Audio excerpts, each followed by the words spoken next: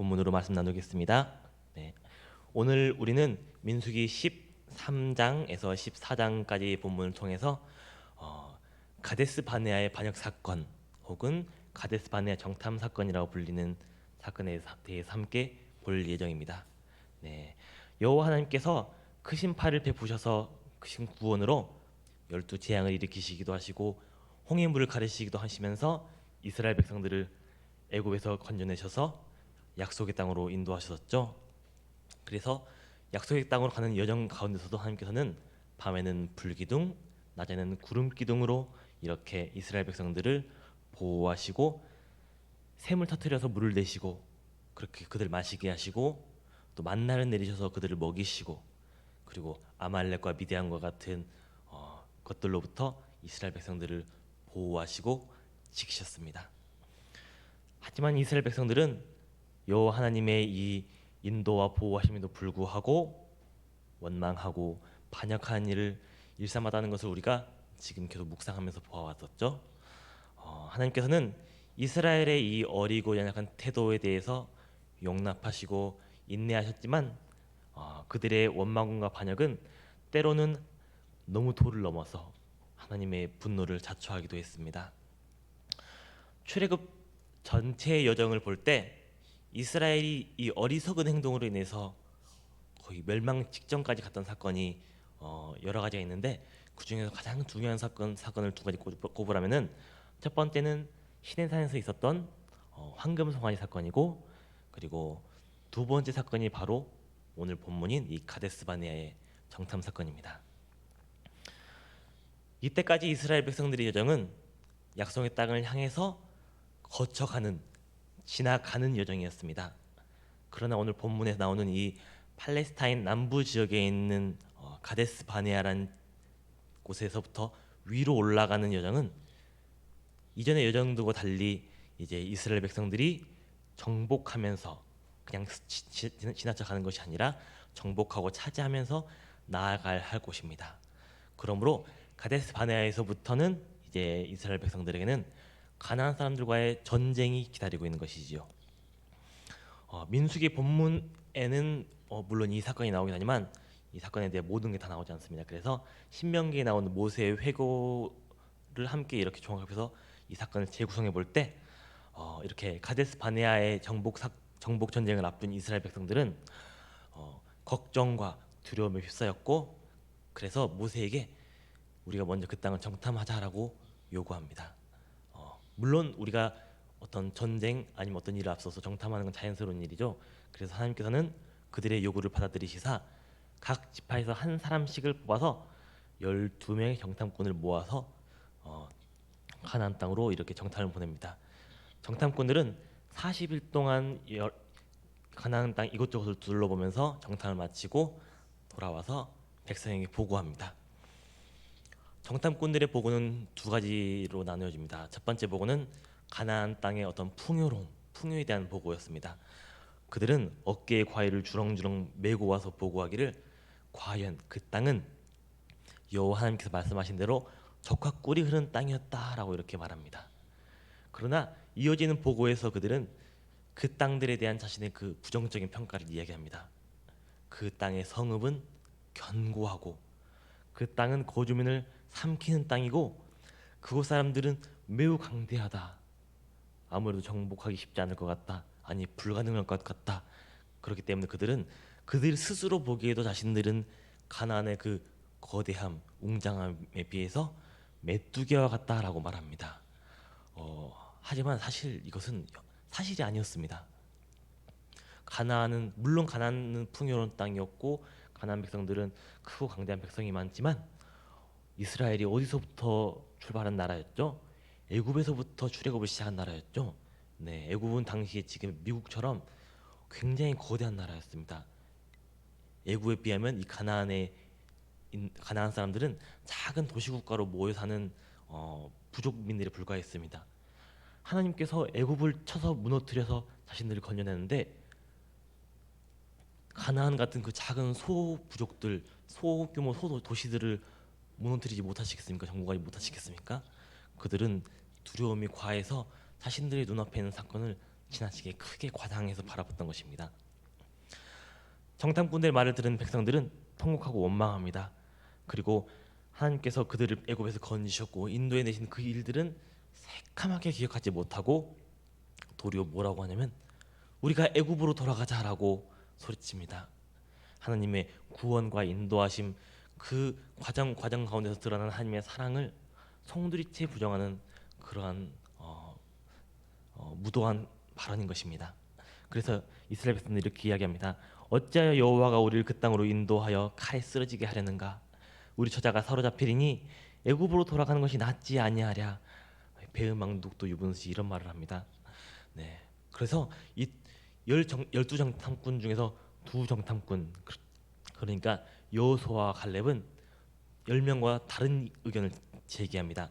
여호수아와 갈렙은 막 소요를 일으키려고 막 동요를 일으키는 백성들을 조용히 시키면서 그들을 설득합니다. 우리가 올라가서 그 땅을 취하자. 능히 이기리라. 우리가 다만 여호와를 거역하지 말자. 그 땅 백성은 두려워하지 말라. 그들은 우리의 먹이라. 그들의 보호자는 그들에게서 떠났고 여호와 하나님께서는 지금까지 우리와 함께 하셨던 것처럼 우리와 함께 하시리라. 그들을 두려워하지 말라라고 이렇게 백성들에게 권면합니다. 하지만 그 말을 들은 이스라엘 백성들은 마음이 누그러지기는커녕 돌을 들어서 여호수아와 갈렙과 모세를 치려고 합니다. 정말 절체절명의 순간이었습니다. 그때 하나님께서 모세에게 말씀하십니다. 이 백성이 어느 때까지 나를 멸시하겠는가? 내가 그들 중에서 많은 이적을 행하였으나 어느 때까지 그들이 나를 믿지 아니하겠는가? 내가 전염병으로 그들을 쳐서 멸하고 내게 그들보다 크고 강한 나라를 이루게 하리라. 하나님께서는 더 이상은 이들의 이 배은망덕함 참지 못하겠다. 내가 저들을 전염병으로 모두 없애버리고 모세 너로부터 시작해서 마치 아브라함에서 시작한 것처럼 모세 너로부터 새로운 백성을 만들겠다. 이렇게 말씀하십니다. 하지만 모세는 자신을 돌로 치려 했던 이 배은망덕한 백성을 위해서 하나님께 기도합니다. 하나님께서 이 백성을 지금 여기서 죽이시면은 이방인들이 하나님을 보고 뭐라고 하겠습니까? 하나님이 능력이 없어서 그들을 광야에서 죽였다고 이렇게 비웃을 것입니다라고 이렇게 말합니다. 그리고 모세는 이야기합니다. 하나님께서는 노하기 더대하시고 인자가 광대하신 분이 아니십니까?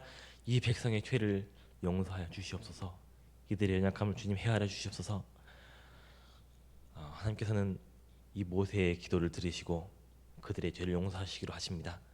하지만 20세 이상, 그러니까 여호수아와 갈렙을 제외한 모든 20세 이상의 이스라엘 백성들은 약속의 땅에 들어가지 못할 것이다라고 선언하십니다. 그들은 광야를 돌다가 광야에서 엎드려질 것이다. 모두 광야에서 죽을 것이다라고 이렇게 말씀하십니다. 그리고 이 말씀대로 이날 원망했던 그 이스라엘 백성들은 여호수아와 갈렙을 제외하고는 단 한 사람도 약속의 땅에 들어가지 못하고 바로 약속의 땅을 코앞에 두고 가데스 바네아 너머의 약속의 땅이 코앞에 있는데도 들어가지 못하고 40년 동안 광야를 헤매다가 비참하게 죽어갔습니다.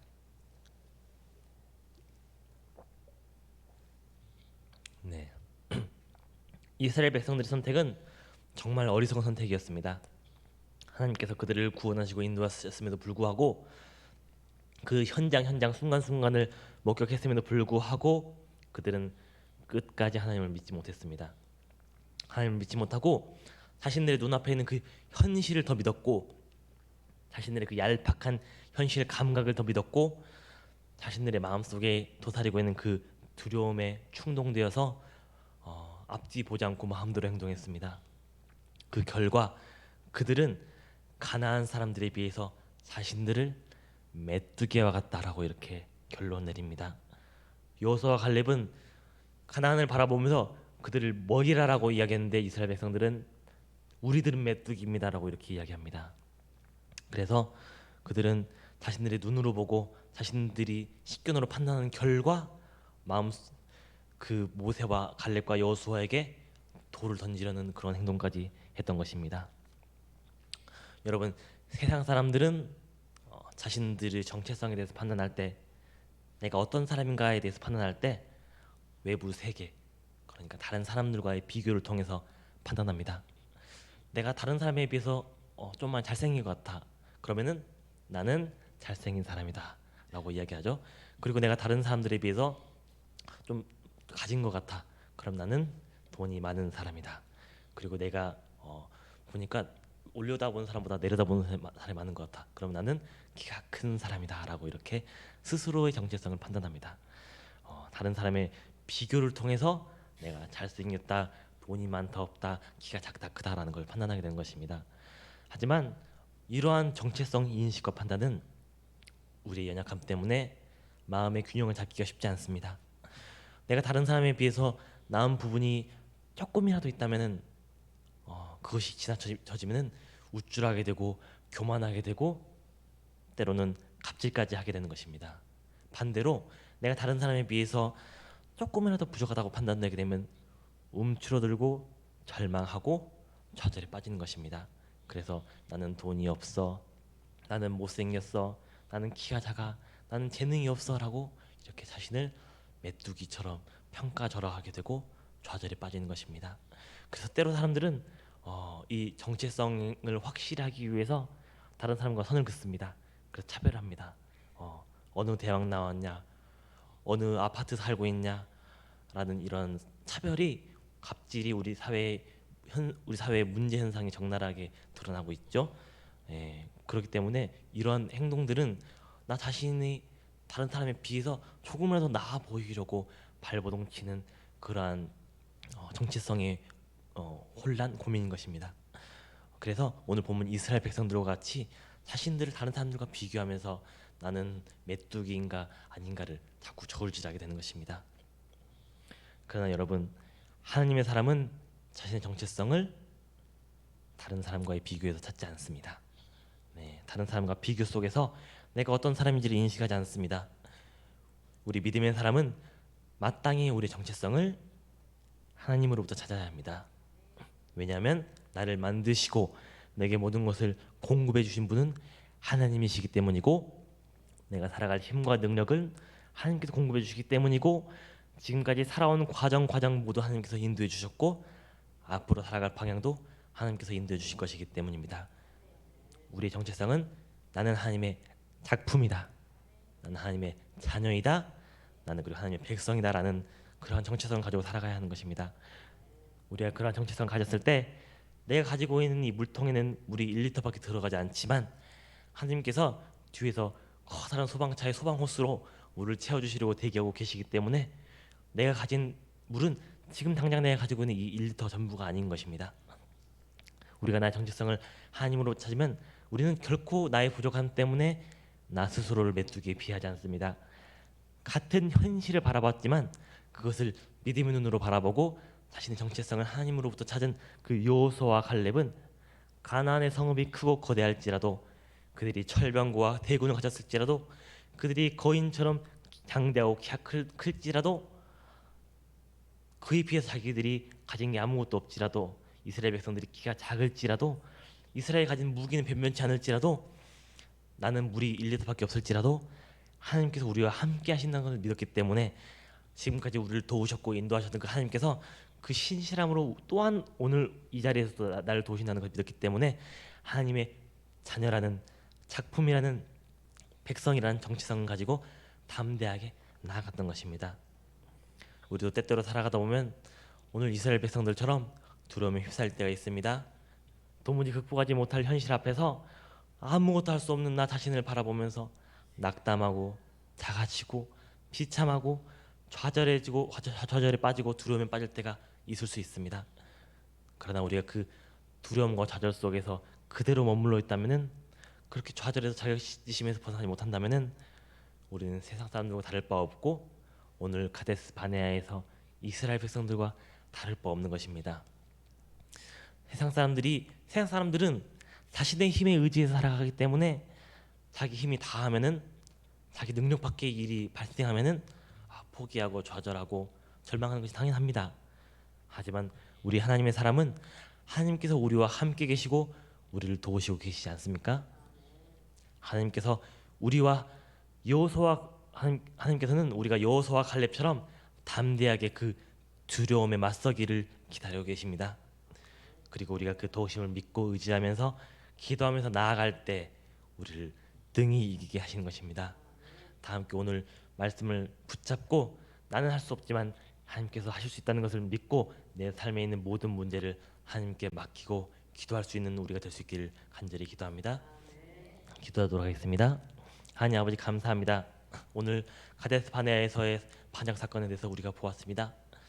이스라엘 백성들은 그들이 하나님의 작품이고 하나님의 백성이고 하나님의 자녀였음에도 불구하고 하나님으로부터 자신들의 정체성을 찾지 않고 세상을 바라보면서 가나안을 바라보면서 가나안 사람들과 자신들을 비교하면서 자신들의 정체성을 찾았습니다. 그러함으로 그들은 좌절에 빠지고 절망에 빠지고 두려움에 빠져서 하나님께 반역하고 모세와 갈렙과 여호수아에게 돌을 던지려 했던 모습을 우리가 보았습니다. 하나님 아버지, 우리 삶에서 결코 오늘 가데스 바네아에서의 백성들과 같은 모습이 나오지 않도록 좀 도와주셔서 정말 우리의 믿음을 붙잡아 주셔서 정말 하나님께서 나를 지으시고 나를 도우시고 지금까지 나를 이 자리까지 인도하셨다는 것을 믿고 또한 앞으로도 나를 인도하실 것이라는 것을 우리가 믿고 그 믿음으로써 그 근거를 나는 하나님의 작품이기 때문에 자녀이기 때문에 하나님의 백성이기 때문에 가능하다는 것을 믿고 나의 삶의 모든 문제를 붙잡고 주님께 맡겨드리고 두려워하지 않고 담대하게 나갈 수 있는 우리가 될 수 있도록 주님 도와주셔서 이 모든 기도 우리 주 예수 그리스도의 이름으로 기도드렸습니다.